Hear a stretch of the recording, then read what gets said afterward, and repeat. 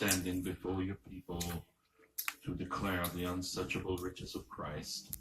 We pray that you would anoint these lips of clay, allow us to speak as an oracle of Christ and not just as a man. Hide us behind your glorious cross and cover us with your precious blood, and allow no flesh to glory in your sight.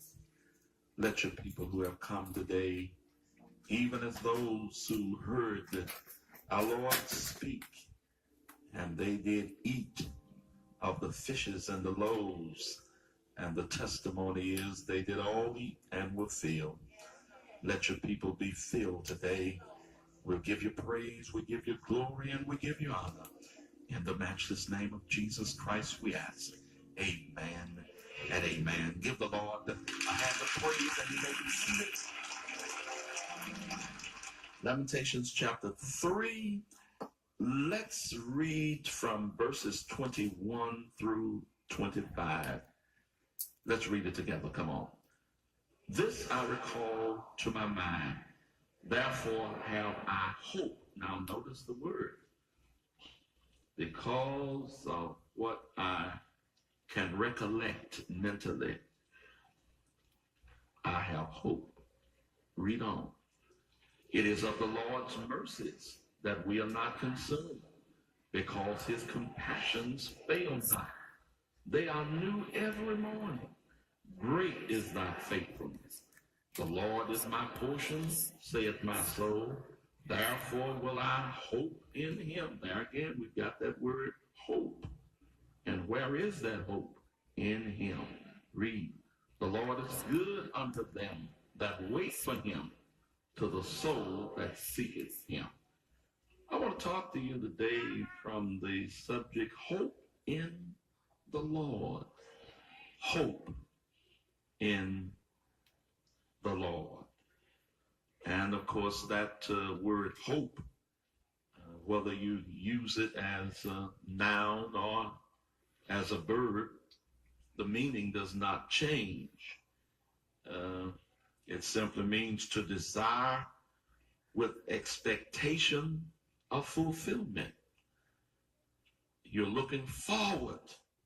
You're trusting that things are going to work out positively, even as you desire.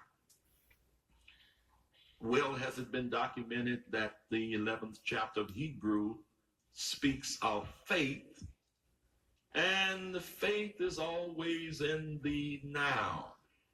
Now faith is substance of things hoped for, evidence of things not seen.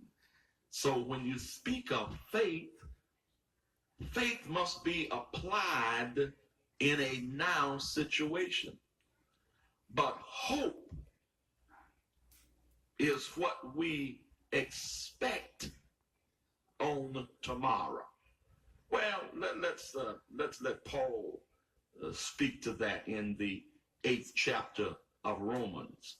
And if you turn over there for just a moment and hear what Paul has to say as it relates to hope. Romans chapter 8 and beginning around verse 24. And I hope that you can turn and find that quickly. And if you can't, you know what to do. Buy the tape. That's right. For we are saved by hope. Do you see that? Read. But hope that is seen is not hope. For what a man seeth, why doth he yet hope for?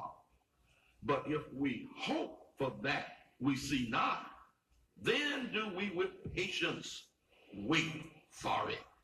So you got to understand that you don't really know what's going to happen tomorrow, but if you are hoping, you have hope that God will work out a certain situation. And when that hope is steadfast and unmovable, then you can with patience wait, knowing that when I get to that bridge, when I get to that bend in the road, when I get to that problem, when the deadline comes, everything is going to work out all right, because as the song says, I don't know about tomorrow. I don't know what it's going to bring, but I have hope because I know who holds tomorrow. Praise God. And if you know the one who holds tomorrow, and that same one is holding your hand, then you got hope that everything is going to work out all right. I mentioned it this morning about the little boy. The story goes, and I've heard many preachers tell it years ago, about the little boy that was running up and down the aisle of a train. And he's on the coach just playing and having fun. People getting nervous as the train was going around the curves and darting through the tunnels, and folks nervously telling the little boy, you better sit down. You don't know what this man is doing here, speeding around these curves, and train is out of control. Little boy said, no, it's not out of control. Why are you so sure? He said, because my dad is the engineer. He knows I'm back here. And it doesn't matter how the train of life seems like it's running out of control. My daddy, Abba, Father, he's the engineer. He's the pilot. He's in control. And I don't see what's around the curve, but I've got hope that everything is all right because I know who's guiding the train. Oh, you don't hear me.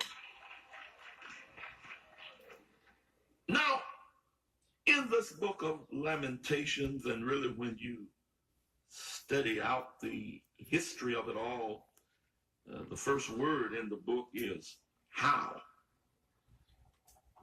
How doth the city sit solitary? And it is said that at the beginning, before the book eventually took on the name Lamentation, that the only name that the Hebrews, ancient Hebrews, had for the book was the word how. Because so many things happen in our lives, and we always want to ask God, how? Why? We've always got a question. But one thing that experience with God will teach you, doesn't matter how many times you ask him to explain it, why this, why that, how is this going to be, he doesn't answer.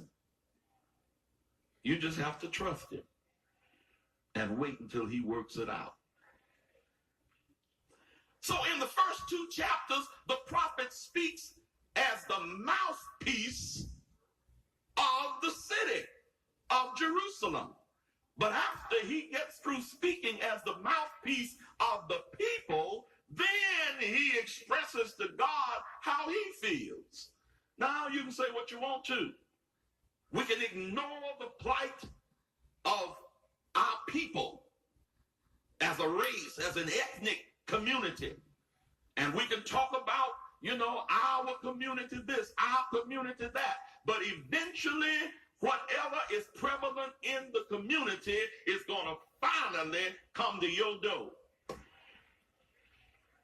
You can ignore it when crime is in the street and it's somebody else's house that's broken into, somebody else's goods that are stolen, somebody else's daughter that's in the hand of the pimp, somebody else's son that's in the hand of the pusher. But eventually, whatever the whole community is suffering from, one day, it's going to knock on your door. And if it doesn't knock on your door, it's just going to crash through your door.